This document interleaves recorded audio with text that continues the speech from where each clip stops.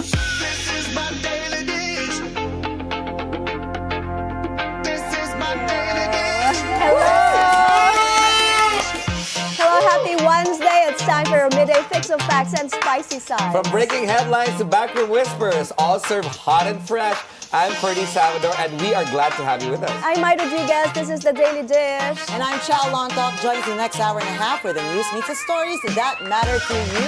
I love it. It's a green kind of day. Yes, it's all very earth. Green. From top to bottom. No, Chal but is Chal, completely serious. I love the mix of colors, different shades of green.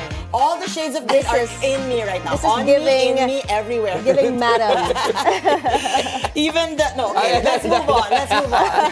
So, Chal, I know you are in the travel industry. Yes, and, yes, let's talk about what this. is going on, because Yes. this is really You shared- inciting paranoia. You shared with us something that most disgusting behavior at 35,000 feet or so of people up on air. So let's We were find- just discussing airline etiquette, right? So, Chal, Yeah. what is well- this about? Well, personally, what are the no-nos for you when it comes to When flying? traveling, well, yeah, like what we discussed already, no using of earpods or you No, need to using use. earphones. You need to use. Using Like when off. people don't use Yeah. it, that's a pet peeve. And also when they show their feet Oh, yeah. Okay, now that's while disgusting. flying or when in airports, There, so right? a lot of feet sharing and stories have been shared online where other passengers actually put their feet whether on the other person's chair Yes. or even in between that little Oh my space to gosh. extend their seat, no? and then you look beside you, there's like feet sticking out. Yes, or just a toe, or just a toe. I'll tell you about a foot story. Okay, I was flying in from Brazil to Dubai. Okay. Actually, I think it was last year, the year before, and this humongous, literally and figuratively, Hollywood star was on my left side. And this particular Hollywood star, I will not Can mention we, him. well, we already, okay, never mind. Yeah, because I might get sued.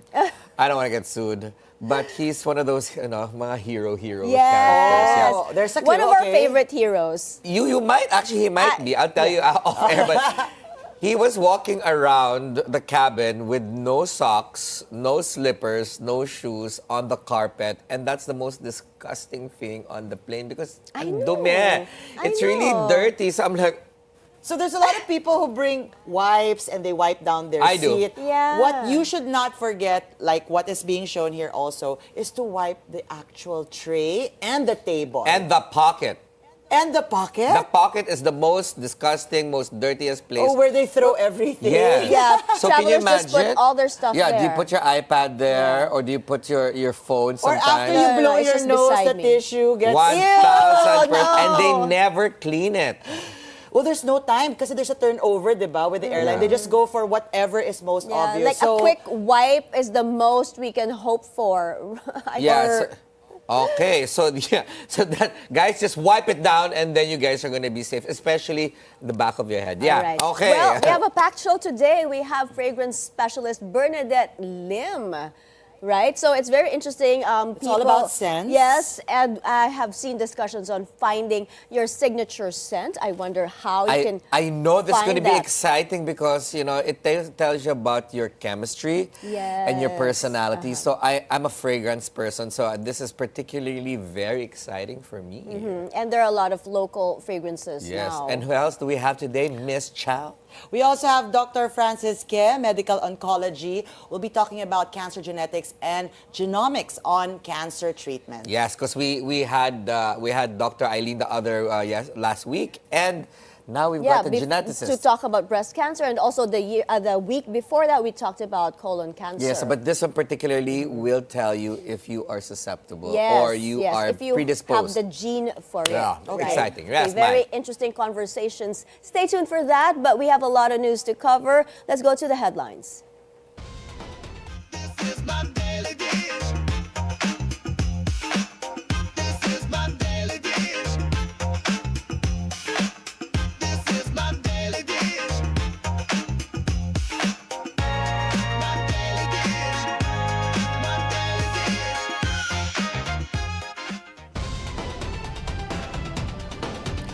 In today's top stories, amid rising fuel prices, Senate President Tito Soto is pushing for the repeal of the oil deregulation law.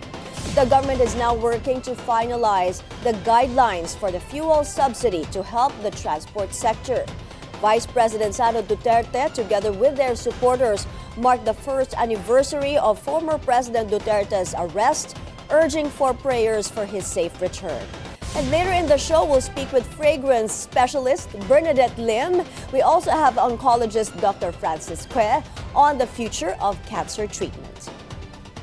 Our top story, the Senate leadership wants to bring back the government's control on oil prices, especially in times of urgency. Hannah T is reporting live from Manila. Hannah, tell us about what did SP Tito Soto say about this push for the repeal of the oil deregulation law.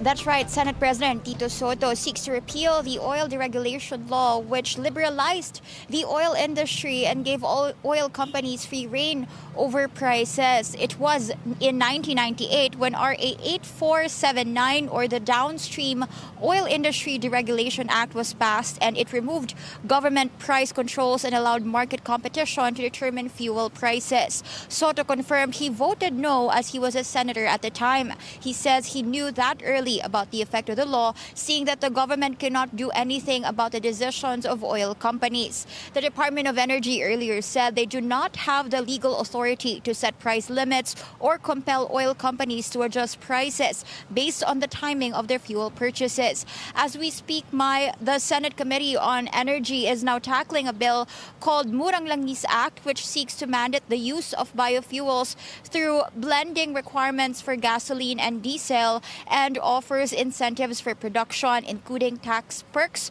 on raw materials for biofuel production. This afternoon, we are expecting that the same committee will tackle more than 5 bills about the suspension or reduction of excise tax on petroleum products amid the Middle East crisis. Soto says he will monitor the developments of the hearing and see if a bill granting the suspension or reduction of excise tax will go to Senate plenary today. Depending on the development, he will then file a bill himself to repeal the oil deregulation law. Hannah, I believe the Senate will go on a break sometime next week. Now, what is the assurance on Senate action? Soto assured definitely there will be a Senate action today about granting President Bongbong Marcos the special authority to either reduce or suspend the excise tax on fuel. Depende yan sa kung ano yung magiging takbo ng hearing mamaya, kung saan more than 5, I believe it's about 7 bills na tatalakayin regarding doon sa request ni PBBM, and inaasahan na this afternoon magkakaroon daw sana dapat ng consolidated bill hanggang sa maidala ito sa Senate plenary, and susubukan nila na bago matapos yung Senate session or bago mag-break ang Senado ay magkakaroon na ng aksyon patungkol sa request ng Pangulo. Back to you, Mai. Thank you, Hannah T, reporting to us live from Manila. 2 House committees convened today to assess the impact of the Middle East crisis. Earlier, Majority Leader Sandro Marcos called for a congressional briefing on the escalating situation in the region. Our John Manalo is joining us live from the Batasang Pambansa. Hi, John. What's the update? The Foreign Affairs Committee of the House of Representatives, along with the Committee on Overseas Workers Affairs, convened today to discuss the impacts of the escalating tensions in the Middle East, as well as the Philippine government's response to the matter. Foreign Affairs Committee Chair Maria Rachel Arenas and Overseas Workers Committee Chair Brian Revilla led the joint committee meeting with representatives from the Department of Foreign Affairs and the Department of Migrant Workers in attendance.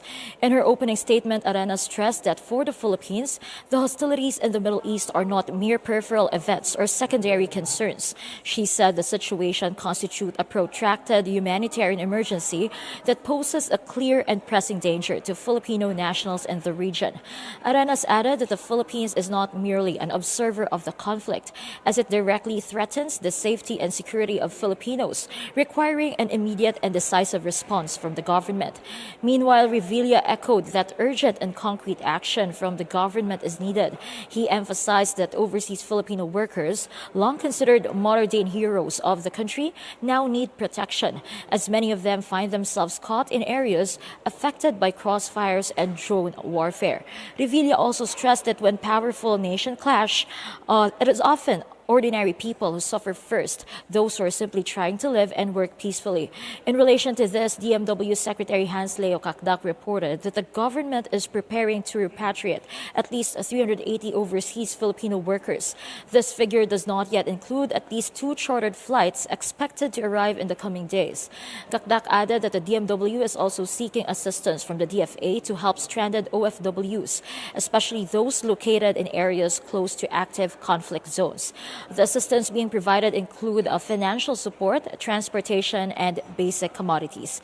Meanwhile, DFA Assistant Secretary for Migration Affairs, Ezedin Tago, reported that 327 non-OFWs in the Middle East have so far requested repatriation. That is based on the latest government data. Of this number, 188 have already been repatriated or provided with assistance. The DFA also reported that there are around 2.4 million Filipinos across areas near U.S. military sites, as well as locations affected by Iranian retaliatory strikes and U.S.-Israeli military operations. The agency has also approved additional standby funds for non-OFW posts in the region and has provided support to the DMW in deploying rapid response teams to Egypt and the Israel border, as well as to Bahrain and Oman.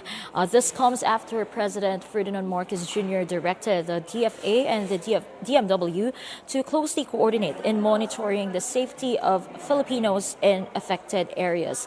Today's hearing also comes after House Majority Leader Sandro Marcos called for a congressional hearing on the escalating tensions in the Middle East, stressing the need to closely monitor the situation and, of course, the developments and ensure the safety of Filipinos abroad. Mai. Joan, so far, what other mechanisms have been used by the government to ensure the safety of Filipinos in areas affected by the Middle East conflict? The DFA said that they are closely coordinating with foreign service ports, especially with the embassies abroad, to ensure that the movements of the Filipinos in the region remain safe. And they also remain on 24/7 alert amid the ongoing tensions. The embassies have also republished advisories in both English and Filipino, informing Filipinos of hotline numbers and advising them to shelter in place and follow the host government's advice. They also warned Filipinos to avoid non-essential movement and to shift to work from home or remote study arrangements when possible. Communication lines have also been maintained, according to the DFA, so that Filipinos and their families can stay connected during the crisis. Meanwhile, the DMW also said it's implementing similar measures, particularly to support OFWs and their dependents as they navigate the ongoing tensions in the Middle East. Mai. Thank you, Joan Manalo, joining us live from the Batasang Pambansa. Amid growing concerns over the crisis in the Middle East, the Laguna provincial government has formed a crisis management team to help cushion its impacts. On BNC's Politico Nightly, Laguna Governor Sol Aragones also warned that a potential oil shock could trigger job losses, particularly in the manufacturing and transport sectors. Napakalaki, Robert, kaya bahagi din ng aming plano na gagawin sa pagpaghahanda sa krisis na ito ay makipag-usap din dito sa mga kumpanya dito sa lalawigan ng Laguna, kasi ang epekto niyan kapag nahirapan sila, wag naman sana magtatanggal ng mga trabahador o mga empleyado, so magkakaroon din ng mga kababayan ko na mawawala ng trabaho. So ito yung mga isa rin sa pinag-aaralan at kakausapin namin. Actually, ang next next move namin, kausapin ng mga mayor, alamin ang plano rin nila sa kani-kanilang mga bayan at ano yung mga posibleng maapektuhan. At isa na nga itong sinasabi ninyo. The first batch of 9 OFWs from Iran has safely returned to the Philippines. The Foreign Affairs Department welcomed their arrival thanks to the joint efforts of the Philippine embassies in Tehran and Ankara, which coordinated their land crossing as well as their flight back amid the ongoing security situation in the region. The DFA says it remains committed to President Bongbong Marcos's directive to assist Filipinos abroad and ensure their safe return home. Amid yesterday's double-digit oil price hike, the biggest in the country's history, the Energy Department has canceled the permits of 2 gas stations over alleged profiteering. Speaking on BNC's agenda, Energy Secretary Sharon Garin called it the most disappointing thing, saying some retailers exploited the Middle East crisis and public panic. There are gas stations that took advantage of the panic of our people and the difficulties they're undergoing. So we today we are canceling 2 permits of 2 gas stations. I just don't have the names right now, no? Pero mandyan. Pero as of last weekend, ang count ko doon ng reports was around 85.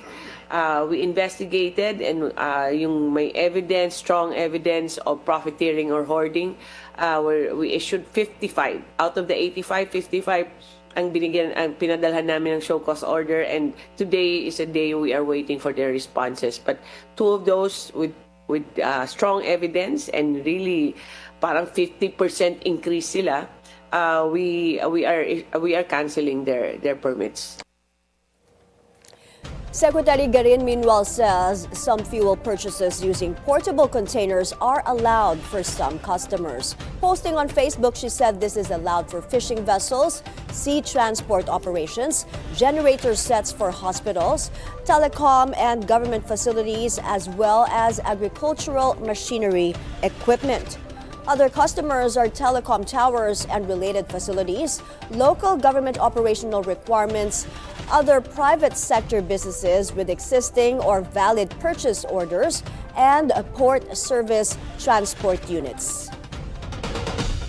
The Department of Trade and Industry boasts of the free trade agreements that the Philippines has entered into with other countries. Ivy Reyes is joining us live from Taguig.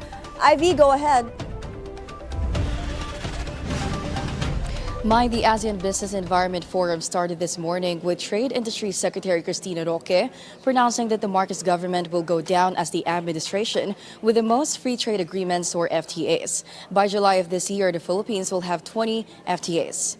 As of January 2026, the latest FTA the Philippines signed on is an economic partnership agreement with the United Arab Emirates during President Marcos's short trip to UAE. And this agreement is actually the country's first trade pact with a Middle Eastern state. Now, as per DTI's announcement, we're set to accomplish FTAs with Chile, Canada, and the European Union. Roque stressed that these incoming FTAs will add to the country's competitive edge, over 70% of our exports, as the agreements give way for Filipino products to make it to global markets. Digitalizing the ASEAN economy is central in today's discussion. According to economic experts here from the World Bank and Jakarta, tariffs, which is another lingering issue not just in the ASEAN, are no longer the only concern of investors, but also non-tariff measures such as regulatory measures, which the administration has previously addressed as a bureaucratic hurdle. The World Bank says that entry of new firms to the Philippines and other Asian countries has been lagging for the last 15 years. While the World Bank praises the regulatory reforms the Philippines has taken since, they believe implementation of these rules still remains to be a challenge. More than digitalization, World Bank says there is a need to re-engineer processes as so many of our agencies are still involved in our country's regulatory systems. Meanwhile, according to Jakarta's Organization for Economic Cooperation and Development, or OECD, easing regulatory restrictions can lead to productivity increases, and that domestic reforms are actually especially helpful buffers against external shocks. As government everywhere are pressured, the ASEAN Development Bank adds that current business environments no longer call for technical solutions, but rather more practical and strategic reforms. Just a brief recap of President Marcos's New York trip, PBBM finally addressed questions on the whereabouts of resigned Congressman Zaldico. According to PBBM, we cannot bring Zaldico home, as doing so requires extensive coordination with Portugal, and the administration is currently processing this coordination. Meanwhile, on panic buying amid the Middle Eastern conflict, President Marcos said there will be inevitable price hikes, but that the government is on standby to provide assistance to the public.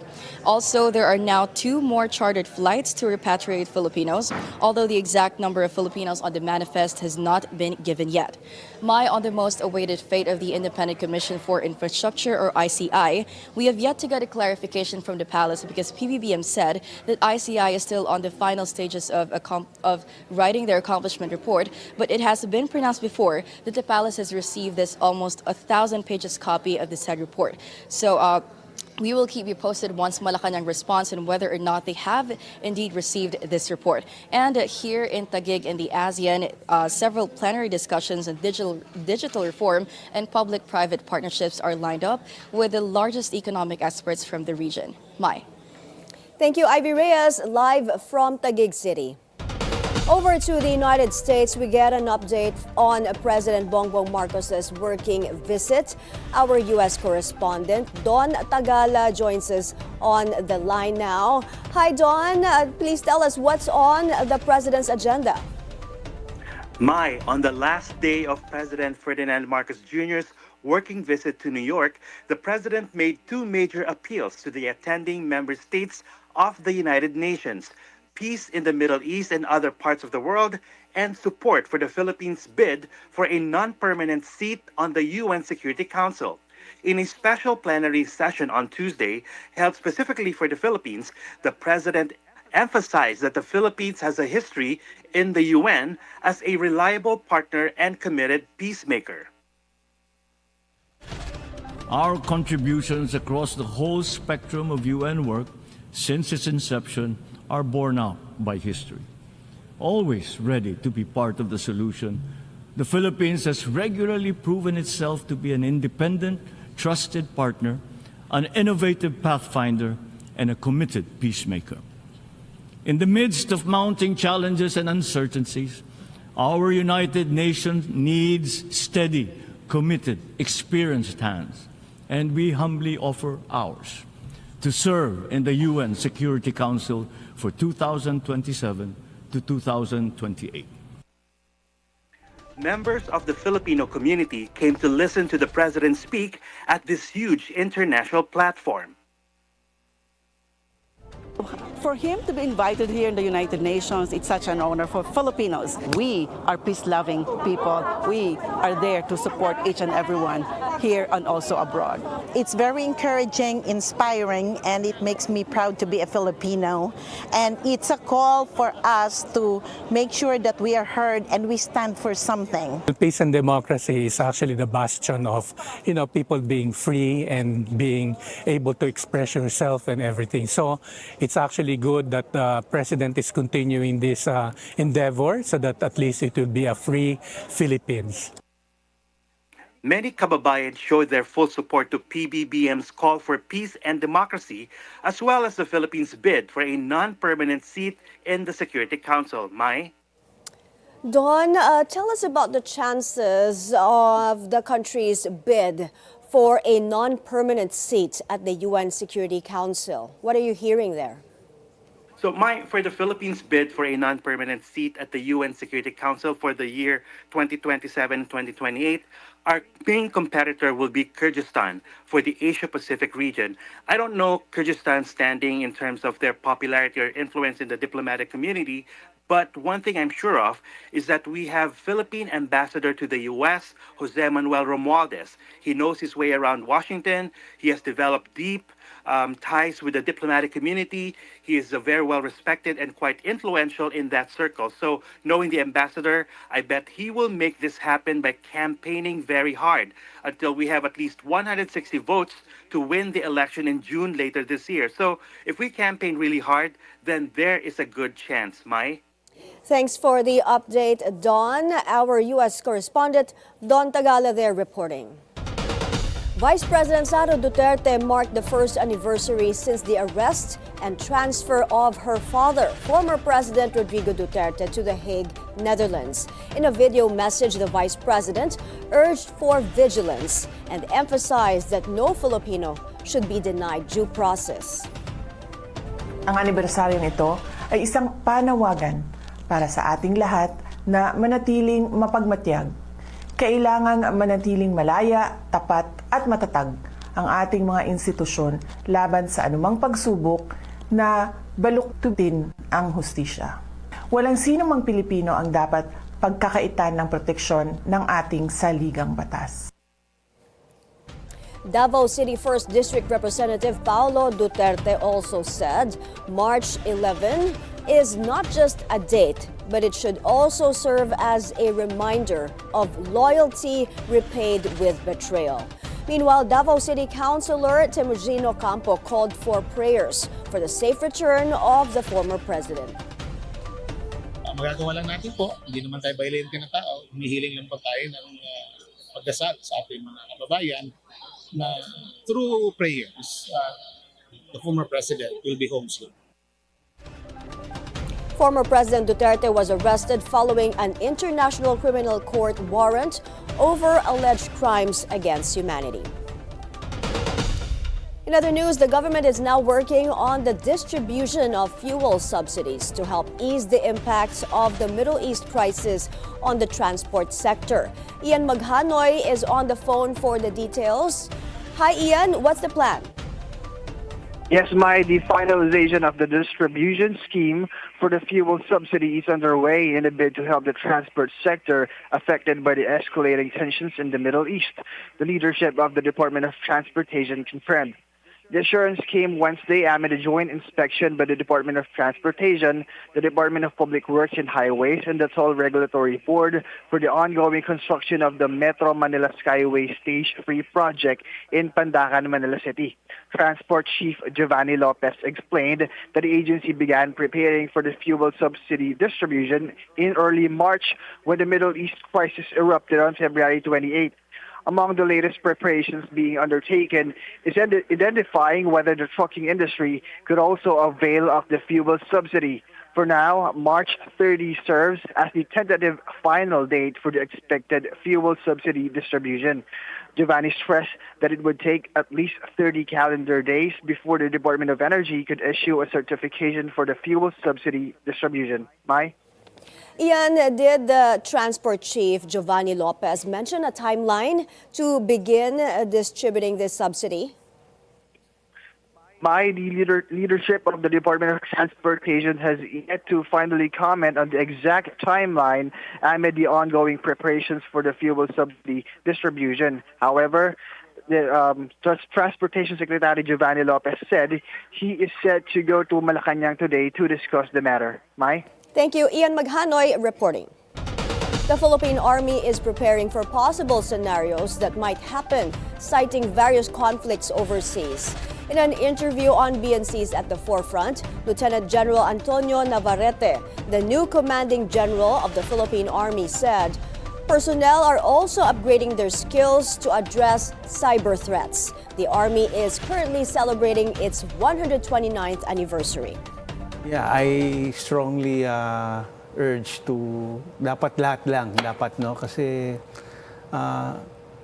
we are already in a different yung ating we have several threats and the base of the armed forces is not only the regular but also we need this reserve, the base of our reserve forces. He also hopes the Reserve Officers Training Corps, or ROTC, will be made mandatory for all college students. Feeling yung ROTC program sa lahat, no? They can be ready for any eventualities. First Gen Corporation is expanding its solar portfolio. Its Renewable arm holds a groundbreaking ceremony for the 54-megawatt Inara solar project Che Sulit is reporting to us from Tanawan, Batangas. For the details, Che, go ahead.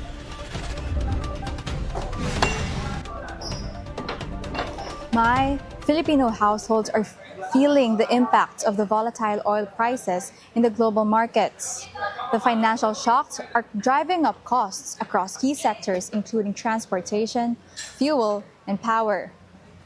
The renewable energy arm of the Lopez family-led First Gen Corporation has unveiled the groundbreaking today of Inara Solar Power Project plant. Located in Tanawan, Batangas, the 54-megawatt solar farm aims to boost the province's supply of clean energy.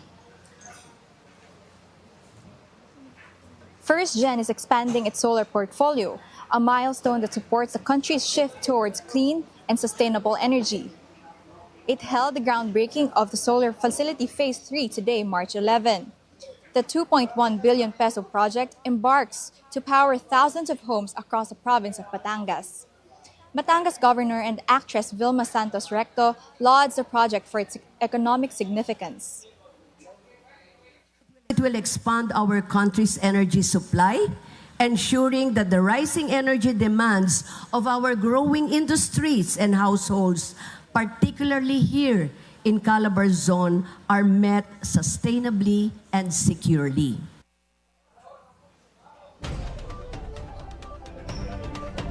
She adds that the facility cushions the country from the fuel price shocks amid the ongoing conflict in the Middle East. First Gen President and COO Francis Giles Puno says the Inara Solar Project supports the country's push for a decarbonized future. Today's groundbreaking marks another milestone in our long partnership with Tanawan and the province of Batangas.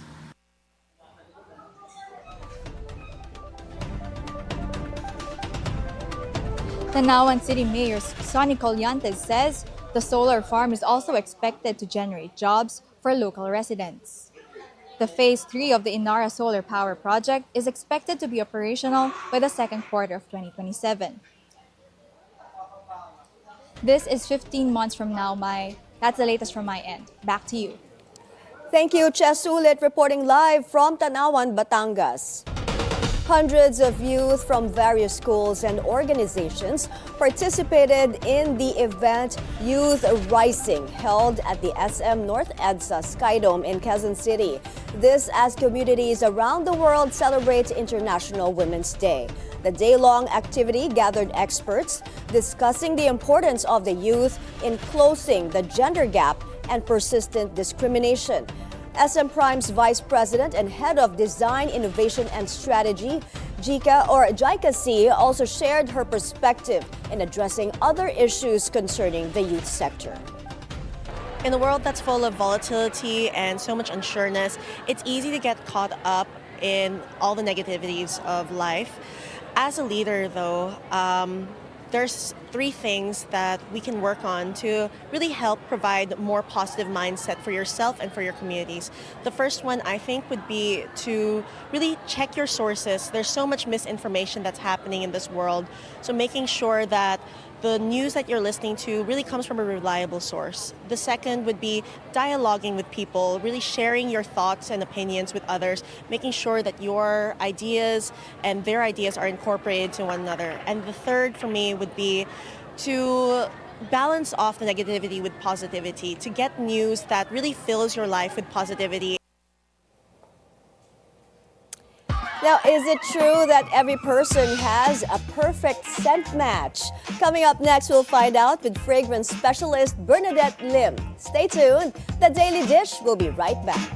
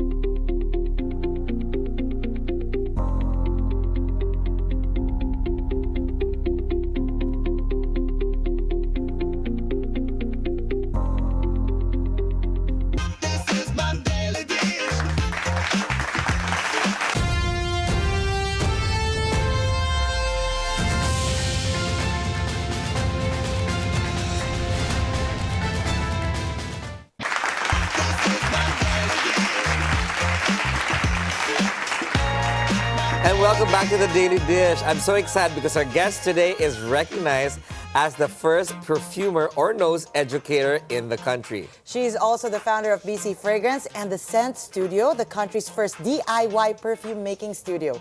Please welcome to the Daily Dish fragrance specialist or nose, something I learned today, Bernadette Lim. Hello, the nose, Bernadette Lim. Okay, for our viewers there, I learned something today. I thought Ferdi and Bernadette were trying to pull my leg or trying to be sarcastic, but apparently that's what you really call it. Yes. Someone who does, how do you say it? A perfumeur. A perfumeur, okay, is really called a nose. So if Bernadette says, yes, I am a nose for a living, correct. that is correct. Yes. Okay. And you know what?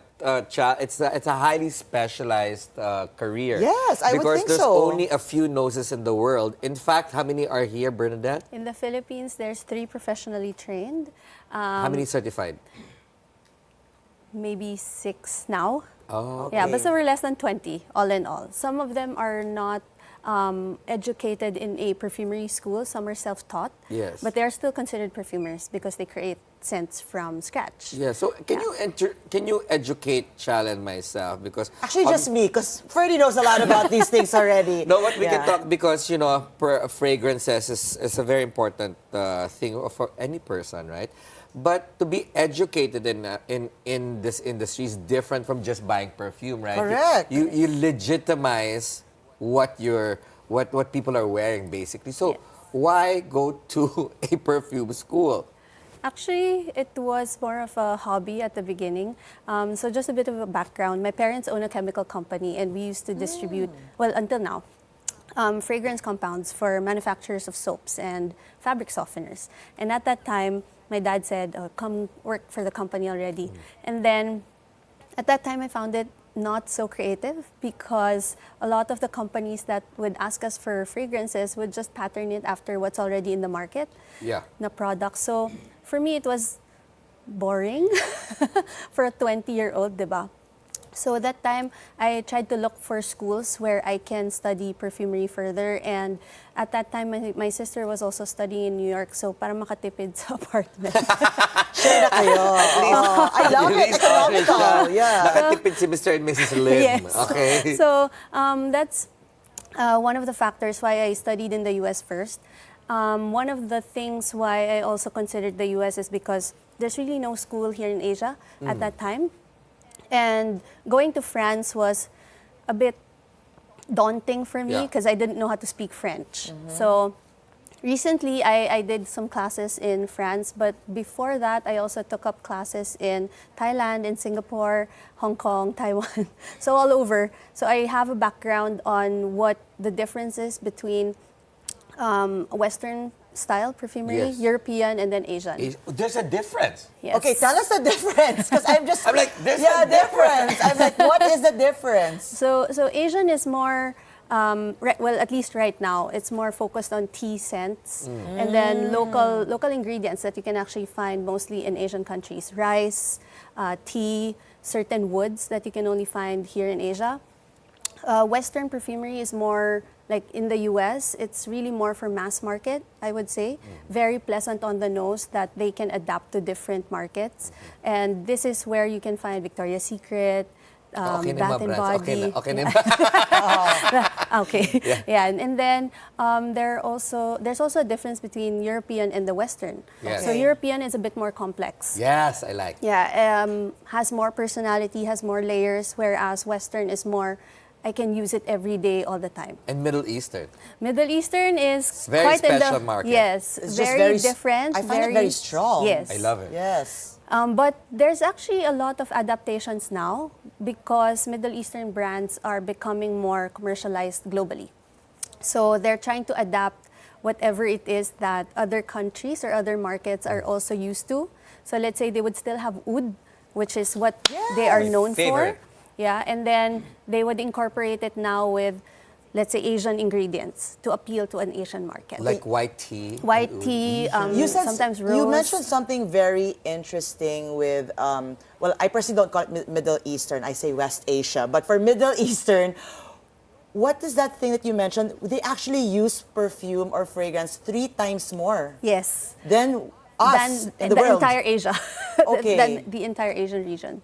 Yeah, so I really thought that, it's just them producing it. But even as users, they're actually one of the top. Yeah, because in the they world. layer. Yes. They actually They put layer. on a lot. And, No. And even the males. Yes. Even more males, right? Because they like to layer. So, for example, they've got that white outfit. They actually smoke themselves under. Yeah. Then they spray. And then after that, they even put the oil. So Yeah. it's layers Upon layers.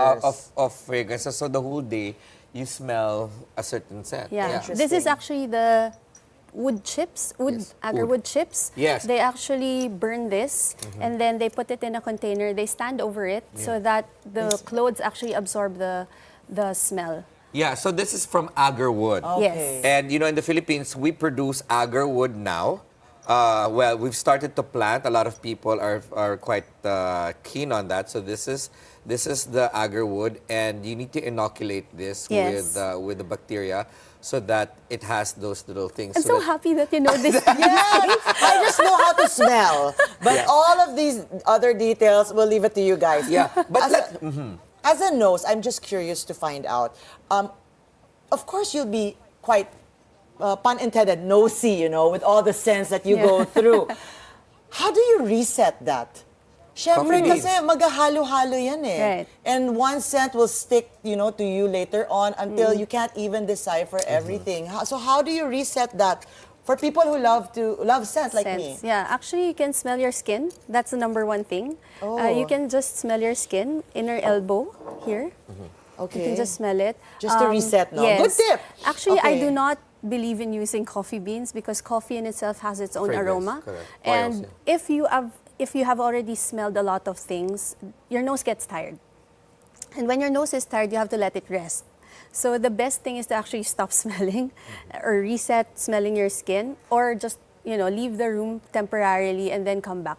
Okay, I'll do this. Yeah. Because I smell good naman. Okay, but they say, Bernadette, there's a lot of, when you enter a room and your fragrance comes out, it helps set the mood, basically. So whether you're going to be aggressive, whether you're going to be welcoming, whether you're going to be sweet, if you're Yeah. open, close, there's a lot of different signals when using a fragrance. And we're going to talk about that. However, before we talk about that, of course, we also want to know, because we're chismoso and chismosa, what's the most expensive fragrance in the world? There's a brand called Clive Christian. Yes. So one of the most expensive fragrances, I'm not sure how much it is now, but the last time that I checked, they have a bottle that's around $80,000.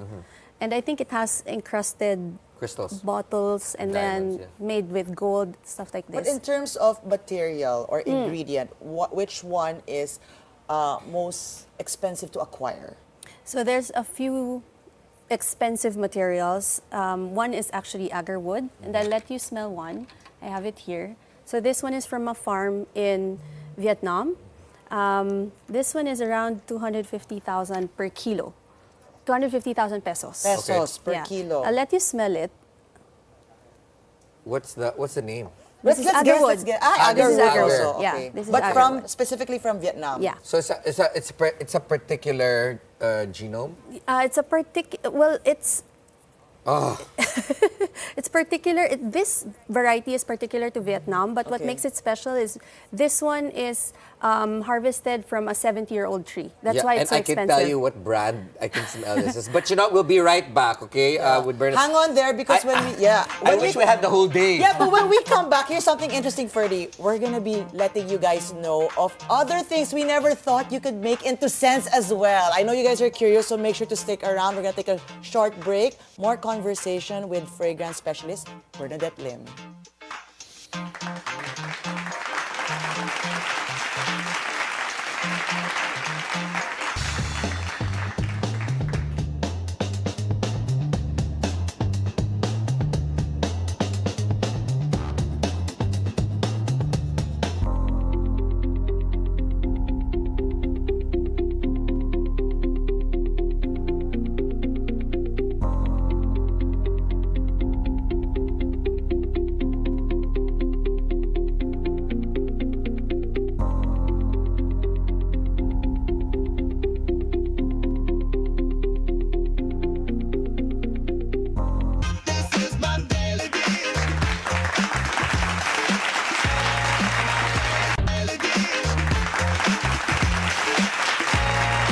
Welcome back to the Daily Dish. We're still joined by fragrance specialist Miss Bernadette Lim. So before we took a break, I had a little teaser, which is which fragrances incite aggression, incite romance, Confidence, even. confidence. What can you give us insights on that? Actually, it depends on not just on the note or the actual scent it is, but how, like, the intensity of the fragrance. Because I can create or I can use a fragrance that smells intense for some, but if it lingers on the skin, then it's soft, right? Now, some fragrances naman can smell like, let's say, a rose, but if it is, yun, parang umaalingasaw talaga siya, it follows you everywhere like a cloud, then it becomes more like a boss babe vibe, right? So it doesn't just depend on what kind of scent it is, it also depends on how it projects, how loud so it is. which fragrances would you suggest not to use in Congress or in the Senate so they don't fight among each other? Wag na lang. Plain, wala na lang silang suotin. Cologne na lang. Wow! Pero fragrance din yung cologne, Para ha? simple. Okay. Joke Good lang. question, Ferdi. Ako naman, I want to ask, because I may not be a nose like you and Ferdi here, but I am very particular with scents. Like, I want when I come home, it smells good. I don't smell anything bad. So when I enter airplanes, there was talk before of, kids shouldn't fly in business class kasi maingay. I don't even mind that. You can just carry your own earphones. What I mind is people who stink shouldn't fly inside the airplane. Wait, before you answer that, you know what? There was news last night. I was doing research. There was an unfortunate situation when a family that didn't bathe, apparently, got escorted off an aircraft. So they do that now? Yeah. So, is there a particular scent that could actually help people, kind of mask the scent, especially in public, like when you're inside airplanes, so that naman airlines can give it away in their kits? So, actually, I'm not sure how to politically correct. Don't worry, just say it. Just say it like it is. Just use perfumes that you like. Okay. But sometimes kasi the problem is they're not aware. Yeah. Okay. Why? That they have a sense. Why are they not aware of their own Because odors? if you're used to a specific odor already, your brain basically just shuts it off. Especially if it doesn't put you in danger. Really? Yeah. So let's say. So living sibuyas is a thing. Yeah. Unfortunately. But it puts other people into danger. I'm gonna get bashed for that. Okay, no.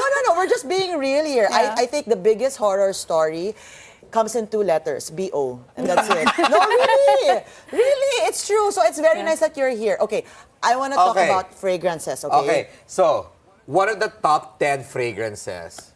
Whether Brands? price or brands, price or popularity. Right now, in demand. Parfums de Marly is one of the top Okay. brands Yeah. because Second. they have a lot of scents coming out or that came out that became famous. Okay. Tom Ford. Okay. Yeah, Talk my language. Keep going. Okay. Le Labo. Actually, Yes. the brands that are in green belt. That you see. Dior is, of course, a very big perfume brand as well.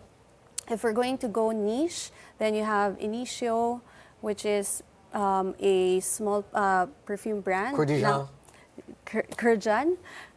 Maison Francis Kurjan is also Kurjan? one. Kala ko it's Kurjan. Kurdijan. Okay. Kurjan. And then, what else? There's a lot of rising small boutique brands now in the niche perfume industry. So here locally, there's Ren Atelier, Tadhana Parfums, there's Isven, there's a GP fragrances. You didn't mention like ancient ones, Santa Maria Novella. Yeah, but they're classic brands. Well, they've been there for a while. Yeah. Of course, like Chanel, diba? Chanel, These number brands. 5. But Okay. their market is not growing as fast as the other brands. Okay.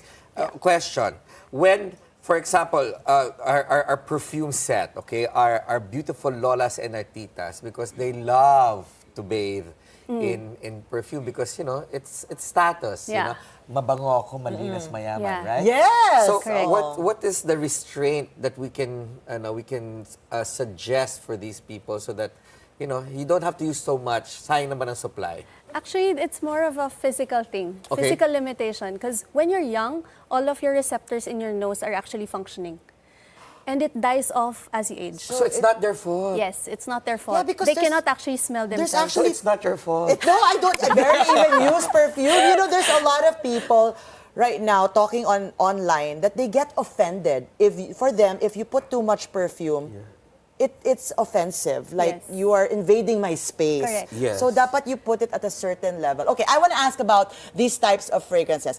If you want to get your loved one in the mood, what scent should you be wearing? Sensual notes Yes, like sensual tuberose, notes. Oo. ilang-ilang, sandalwood, they evoke these kinds of emotions. Ilang-ilang, ah? Yeah. Interesting. Yeah. Okay. That's why it's It's expensive. it's an aphrodisiac, actually. Okay. I know what to plant in your I know what to put in my DR, on my I know farm what to now. plant in At your farm. Yeah. Ilang-ilang.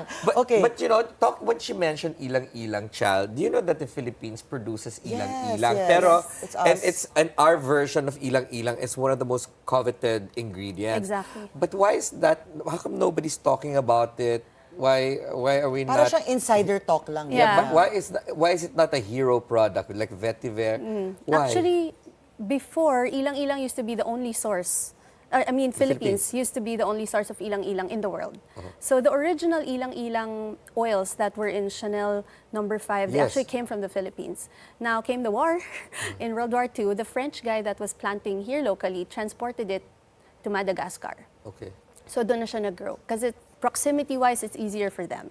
Now, hindi siya na-sustain locally, which is a bit sad. But there's actually a lot of smaller farms now that are coming up with But there's a supply. movement. Yes. Because, you know, economically, we can be a powerhouse for ingredients in the perfume world. Yes. Because we have, agar. We have ilang-ilang, sampagita. Yes. What else do we have? I mean, agar. Vetiver, you can plant Yes, it anywhere. Yeah, even cinnamon is actually used in the fragrance industry, and there's a lot in Visayas region. Is that a fact? I didn't Yeah. know that. But would you be, like Bernadette, is this like a battle cry for you to be able to tell farmers, hey, let's go plant and put the Philippines in the fragrance ingredient market? That's one of the things that I advocate for. So I usually work with the DOST with stuff like this. I try to at least source from local farms para then ma-encourage for them to plant more because there's really a big demand for it and we're not tapping into that. One of the challenges is, of course, planting it. And one of the things, or at least like the limiting factors is once you plant it, you need to wait 5 to 7 years before you can harvest anything. And not a lot of people are willing to wait that long. Okay lang, it's like a relationship, di ba? Yeah. Magliligawan tayo, in 5 years Commitment. kakasal tayo. And it's Okay worth lang it. yan. Pwede It's good for we can industry. wait. Yeah, so may mga farms naman na that are doing that. Okay, so when it comes to fragrance, it's not just all about plants, right? There are certain other ingredients that you can have. So aside from flowers, what else? Roots, Roots. the bark of the tree. Then we also Okay, have this there. one. I wanted to get into that. So I promised you guys that you will be quite shocked, I hope, just like Can I I open was. it? Yeah. I can Not get everything the comes from rock. flowers. So here is an ingredient that Bernadette brought for us. And literally, this is bird vomit. Did I get that right? Whale. Oh, whale. Whale vomit. Did you say whale? Ayaw niya. Whale or quail? Whale. As Quail. in sperm whale. As in sperm Whale. Yeah. Okay, so not I bird, can't but get still out of that. vomit. Well, okay. here it is, okay? So this one is used as a fragrance, quote-unquote fragrance as Ingredient. well. Yeah. So this one Baby, is... I'm gonna move to cam 2 so that you can see You're it. touching vomit. I'm Ala. touching sperm whale vomit. Okay? Or is it better in cam 1? Okay, let's show it there. Wow. Yeah, so And it this looks like is- a rock. Yes. Yeah, so this one is used as what we call a fixative. Fixatives help prolong the life of a scent. Yeah. I like it.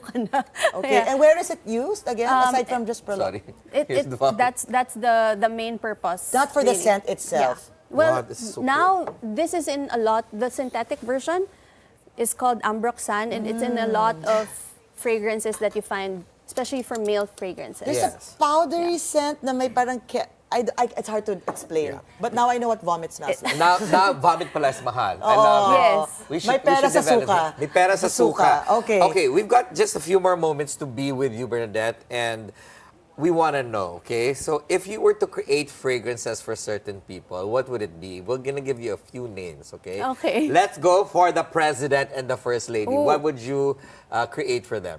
For the first lady, something with And why, huh? frangipani or plumeria. Ano ba siya sa Tagalog? Calachuchi. Calachuchi. Yeah. There. I actually made a fragrance for Intramuros Museum, which the First Lady liked. Okay. So she liked that Okay, what scent. about the president then? For the president, something that's strong. At least like very may ano ba, May dating? conviction. Okay. Yan. So something with vetiver and oud. And then who else? Key VP. VP Sara. Something that has a milder perception when you smell it, because she already looks quite strong, di ba? So something to tame. Akala ko vetiver that. kasi grass Hindi. green. Okay. Color Something maybe like Lily of the Valley.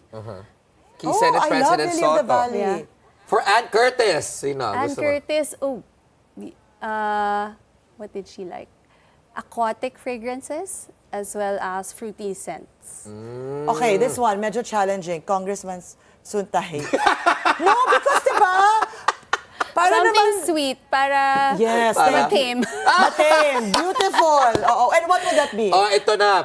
Sorry. Go ahead. Si soon to be wed, di umano, Bea Alonzo. Oh. Feeling ko Rose and Puny girl siya. Rose and Yeah. Puny girl. What about Madam Corina Sanchez? Oh. Something elegant but lasts a long time. Tuberose? Pero again, VP Sara, what did you say? What did I say? Lily of the Valley. Lily of Okay, the this one Valley. naman not a person, but to be able to evoke something. If I want to get ¡1 billion pesos, what fragrance should I carry to be able to bring me Amoy na ng abundance? Amoy na ng And what is Ba't pa tayo that? lalayo? Last answer. kisadi ko, anong papabigay mo sa kanya? Ano ba amoy ng luggage? We love Thank you. you so much, Bernadette Lim. Thank you also. We want you back because we have so much more to talk to you about. But thank you so much for spending your time Thank with you us this also for having afternoon. me. This is just the tip of the iceberg, or the tip of the nose. Tip of the nose. Okay. We've got more stories from around the world, plus the latest in sports and entertainment when the Daily Dish returns. How fun. You did great.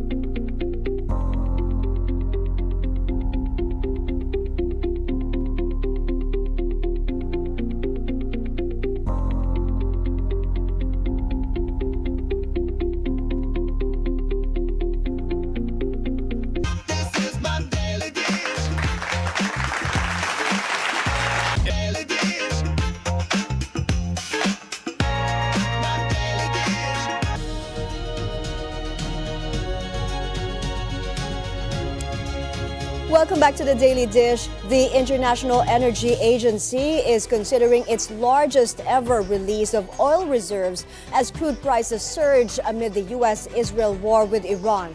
The proposal would exceed the 182 million barrels released by member countries in 2022 after Russia's full-scale invasion of Ukraine. The IEA is holding an extraordinary meeting of member states with a decision expected on Wednesday. Any objection would potentially delay the plan. Markets quickly reacted to the report, resulting in a drop in oil prices. China's top political advisory body wraps up its annual National People's Congress in Beijing. President Xi Jinping and other party and state leaders attended the closing meeting of the 14th Political Consultative Conference, where several resolutions and reports were approved. The annual session opened last week with the economy, technology, and the military high on the agenda.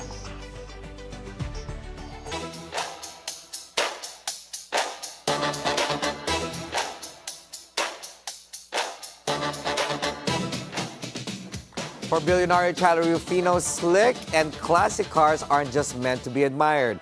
Through Sports Cars for a Cause, these are dream machines are helping open doors for underprivileged students of automotive technology. Our mobility correspondent G. Baroga has the story. Bilyonaryo Charlie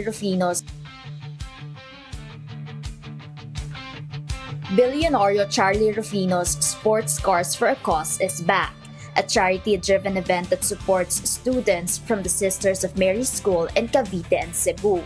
And this year, the generosity of the community was on full display.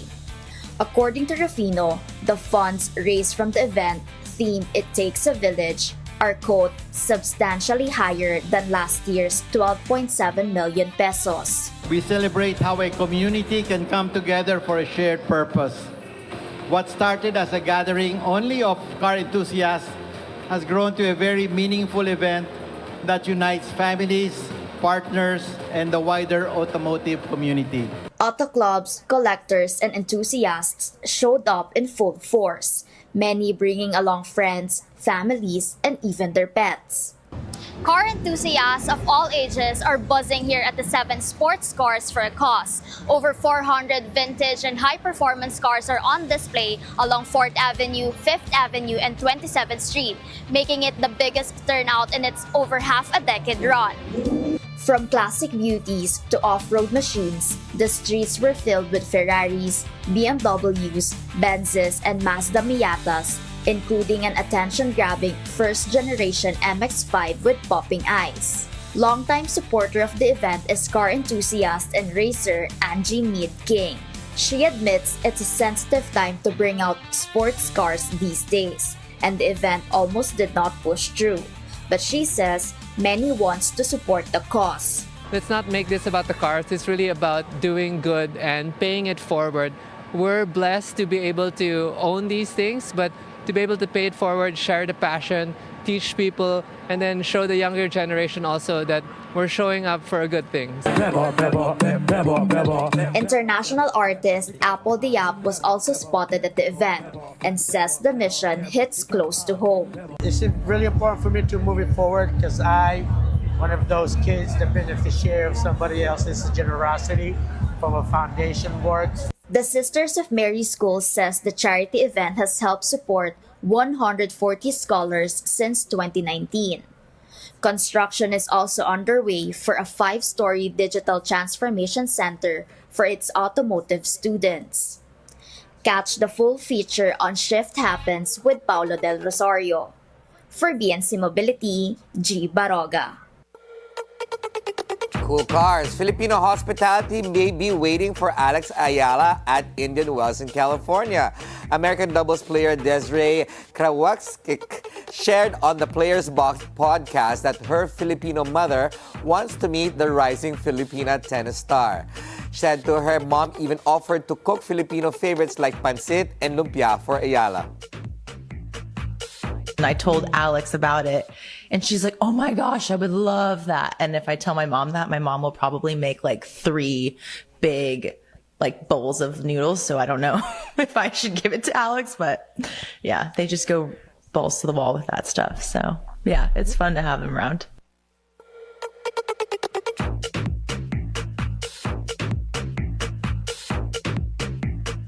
Celebrities including Zendaya, Felix, and the Haim sisters turned heads at the Louvre as they attended Louis Vuitton's Paris Fashion Week show. LV women's wear designer Nicolas Ghesquière presented a fall-winter collection in the museum's Courcary.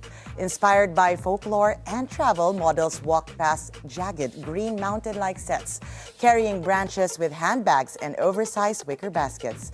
The looks featured shaggy coats, furry hats, frilled trousers, and bold silhouettes, reflecting what Ghesquière called a universal folklore. Meanwhile, Royal Mail unveiled 12 special stamps celebrating the 25th anniversary of The Lord of the Rings, the Fellowship of the Ring. 8 stamps feature characters like Frodo, Gandalf, Aragorn, and Legolas, while 4 highlight iconic locations such as the Shire and Mount Doom. Under UV light, the first-class stamps reveal a hidden elvish ring message. The collectible set goes on general sale March 20 with a presentation pack of all 12 stamps costing £21.30. Up next, we are talking about how genetics are changing the future of cancer care with medical oncologist Dr. Francis Ke. Don't go away. The Daily Dish will be right back.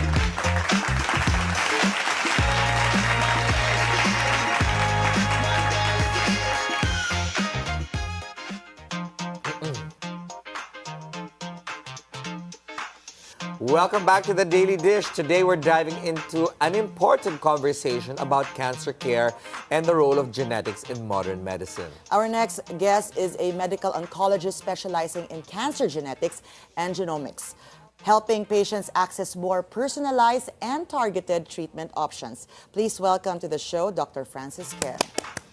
Thank you for making time, Doc Francis. Doc Francis, thank you. We got super excited when Doc Eileen mentioned about you, and we find it very important to tell our viewers and and the Filipinos about how to deal with cancer, to prevent, to know, and of course to treat. So you are, am I allowed to say that? You're the only doctor dealing with this kind of specialty in the Philippines? Correct? Well, at least for the medical oncology side, yes, I do genetics. I'm the only one in our society so far. Okay, so thank you for what you do. Earlier on the break, I had to consult also with Ferdi when it comes to Dr. Ferdi as well. When it comes to the terminologies that we're having, of course, oncology, we understand that, but then putting all of these together to understand the profession that you do know, let's talk about what role does genetic testing play in identifying, of course, a person's cancer risk?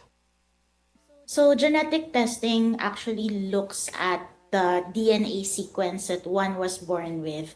So it helps define your actual risks, especially in patients diagnosed with cancer. Now, if you're found to carry a hereditary predisposition that is a pathogenic variant or mutation in a high-risk cancer susceptibility gene, one example now would be the BRCA1 and 2 genes, which cause hereditary breast and ovarian cancer syndrome, which is seen in about 5 to 10% of breast cancer patients. So knowing that it confers a higher risk of developing certain cancers like breast cancer and ovarian cancer, it helps us to make better treatment decisions, surgical decisions, knowing how well they will do with treatments, and also additionally find out about the risk of their family members. So it really does help a lot in identifying that person who's already been diagnosed with cancer, what their risk is, and also additionally their family members. Okay, like for example, Dr. Ke, my mother unfortunately is no longer with us anymore,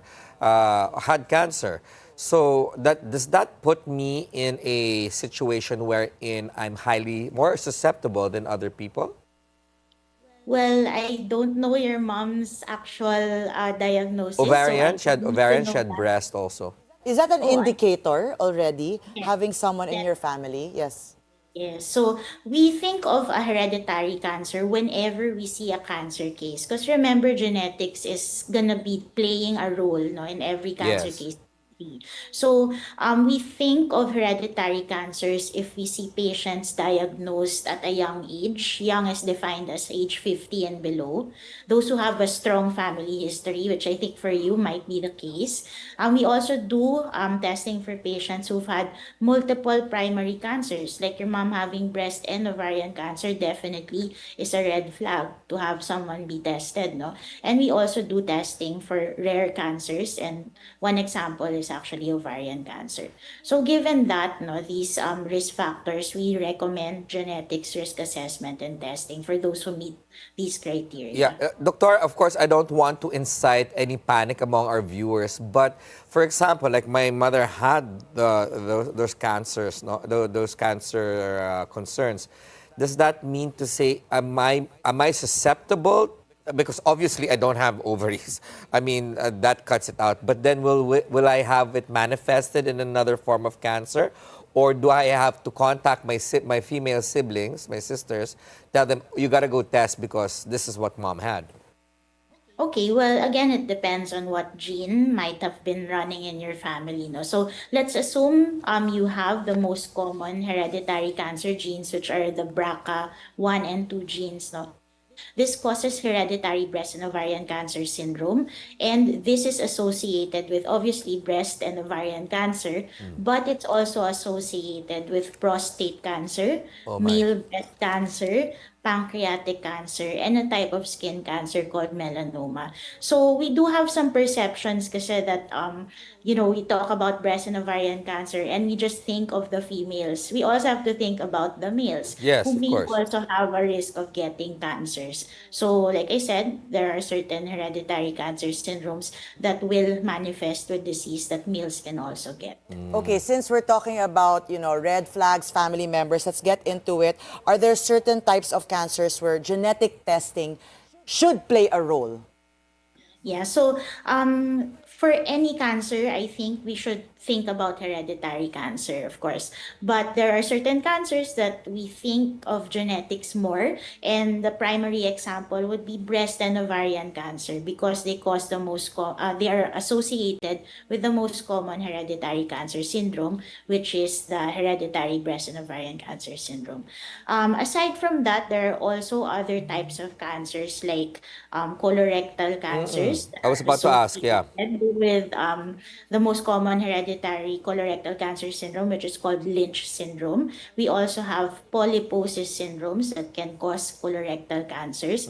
And if we think about other organs in the body, like there are hereditary cancer syndromes that are associated with stomach cancer and breast cancer. We also have kidney, bladder cancers. No? So virtually every organ that we see may have a hereditary component. Yes. Doctora, what are the most common misconceptions of people about genetic testing for cancer? Because it's scary. That's true. But I think the most significant misunderstanding that we think about is that most cancers are hereditary. That's not true. In reality, about 5 to 10% of cancers, only 5 to 10% of cancers are because of inherited mutations. But the vast majority, I'm going to say 90% of cancers are what we call sporadic. It happens by chance, maybe bad luck. But basically, What? it's Bad luck? different. Yeah, it's really a combination of several factors. No, number one is age. As we get older, Yeah. the risk Okay. of getting cancers higher. And second would be our environment. Lifestyle. Everything Yeah. happened Yes. during your lifetime. Yeah, definitely. Lifestyle, diet, smoking, alcohol intake, oral contraceptive use, chemical exposure, stress, etc. So all these things combined, no, age and environment will cause most cancer. So I think that's the most common misconception that we're thinking Yeah. about. Doctora, just a follow-up. You said obviously the normal ones like alcohol intake, of course, that causes Lifestyle, yeah. pancreatic cancer, liver cancer, and stuff like that. Smoking, obviously, right? Happy to say I quit almost 3 months. I know, doing good. But you Very said good. oral contraceptives. That's the first Yeah. first time I've ever heard that may be a carcinogen. Yeah, well, I mean, that's quite common. A lot of women are taking that obviously for birth control. But in certain situations, no, taking this for a long time will increase the hormone production in the body and may increase the risk of getting breast cancer. Interesting. Did you know that? Yeah, so that's why there's a certain limit, no, when you always have to consult with your doctor because you can't just take it forever. Oh my goodness, Yes. that's good to note. Yeah. Okay, but yeah, thanks for catching on that, Ferdi. Now, I want to talk about genomic tests. Am I saying it right? Yeah. Genomic tests. Although we keep mentioning it here, maybe some of our viewers are not familiar. What is it really? What does it really entail? For patients in the Philippines, how can they access this? What happens through the process? Para naman we can take out the fears and misconceptions that this have. Okay. Well, genomic test is a broad term. It looks at every technology that looks at the DNA sequence that you may have been born with, or a DNA sequence of the tumor tissue of a cancer. So that's a broad term. So what we're talking about right now, dealing with hereditary cancers, is what we call germline genetic testing, looking at the DNA sequence that one was born with. So it's very unique. It's like your fingerprint, only you have that DNA sequence. No? So that is what I'm talking about right now, is germline genetic testing. Definitely, this is accessible in the Philippines. We have this available. There are some local labs that will have testing, although they are limited, and we can only test for a few genes at one go. In my practice, I do send out to other labs in the US and other countries like Singapore, for example, where they are able to do broader testing, test for more genes, get more information. Definitely, this is accessible. It's easy to do. We usually collect blood or saliva. These are very easy to obtain specimens, no? And we send them to the lab locally or abroad. Now, definitely cost may be an issue because these machines and the reagents that are used are quite expensive, and the turnaround time may also be an issue because we get results after about 2, 4, 6 weeks. No? It takes some time. So while it is accessible, there are certain issues that we have to take into account. But of course, it can be done. And it is in the Philippines. And I'd like to think that it would be life-changing, Yes. you know, despite the price that or the cost that it might come Yeah, with. I don't know if you are comfortable answering this question, Dr. Okay. Kea, but what price range should people expect if they want to do this kind of testing? Well, it'll depend on what lab and what particular test you're gonna do. So it'll be in the range of like maybe 20 up to 50 or 60,000 Okay. for the genetic testing. Previously, it used to be about 200,000 to do tests for only the BRCA1 and 2 genes. So it was very limited, no, in the access. But right now, because there are a lot of labs doing it, the cost has gone down. But you know what, Chal, I mean, at 50, 60, even 100,000, I mean, knowing that you may be susceptible to that, is cheaper prevention-wise. Prevention, I was going to say, yes. Yeah. So just to clarify, Doc Noc, can genetic testing actually help family members? You know, Ferdi was talking about the unfortunate thing that happened with his mom. Can this really help family members understand their own cancer risk, or if they have it? Yeah, definitely. No? So, knowing your risks. Like, for example, if we just talk about general population, every woman has a risk of getting breast cancer in their lifetime. It's about 12.5% by the time you reach 70 years old. But the people who have these genetic mutations, like BRCA1 and 2, the risk can go up about 60 to 80%. So, you see that the difference is very big, right? And it would be good to actually know what your risk is rather than just surmising based on your family history. So definitely it will help the family members understand the risk. It's also important to note, no, that the family members of patients who are already known to have a genetic predisposition would have a 50% risk for the first degree relatives of having the same genetic change. So it's very important to try to find out if you have it or not, because it helps determine what kind of screening you actually should be doing. We can give measures on how to decrease your risk of cancer, taking prophylactic medications, for example, or even doing prophylactic surgeries like what Angelina Jolie did. Yeah. So there are a lot of ways that we are able to decrease that risk, no, to get cancer. Right. So aside from prophylactic, what you call it, therapies and practices, Doctora, now that people have, or once they get the information, what's next? Well, at least for those who've been diagnosed already with cancer, it can help open up treatment options for them. There are certain drugs that work better for patients who have these genetic mutations. We have right now targeted therapies, which again work better, and also in terms of side effects profile, no, are actually more tolerable.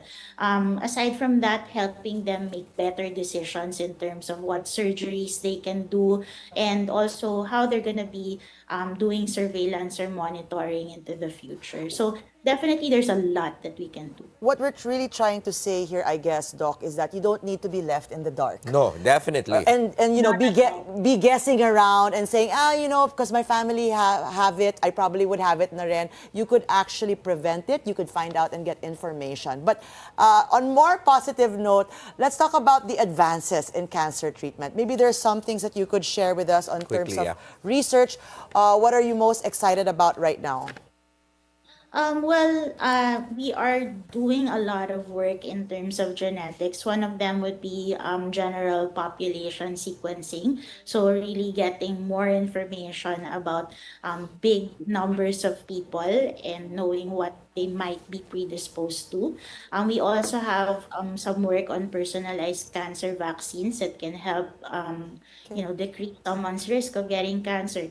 And definitely there are a lot of new drugs coming out targeting these mutations that definitely will be able to help prolong the lives of patients or even cure them. So definitely there's a lot to do. I'm also very excited about early detection using blood tests rather than conventional screening measures. And it's really something that we should watch out for in the future. All right. Hopefully that becomes real. Dr. Ke on genetics, genomics, and personalized cancer treatment. Thank you so much, Dr. Francis Ke. Thank you, Dr. Ke. Now we're going to take a quick break. Stay with us. The Daily Dish will be right back shortly.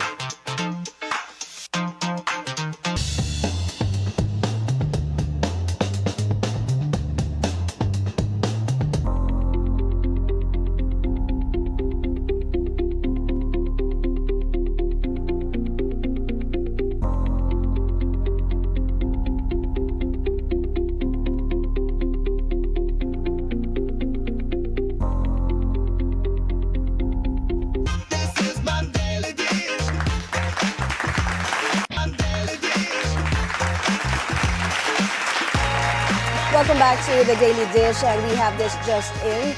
The Department of Transportation has confirmed that there will be a fare hike soon. Stay tuned to BNC for more details on that story. And before we go, tomorrow we will speak with Nice Print Photo Chief Executive Officer and Founder Charisse Tino. That's at noon only here on the Bilyonaryo News Channel. We all know Nice Print is one of the favorite partners for your events, for your to celebrate your milestones. And celebrities as well. Yes. And that's it for us this Wednesday, March 11. Join us again tomorrow for more Real Talk. A lot of spilled tea with zero filter. I'm Ferdi Salvador, always on top with the news and stories that matter most. I'm Chal Lontoc. Stay tuned to the Bilyonaryo News Channel always. Thanks for making us your lunchtime companion. I'm Mai Rodriguez. That's the Daily Dish. Serve!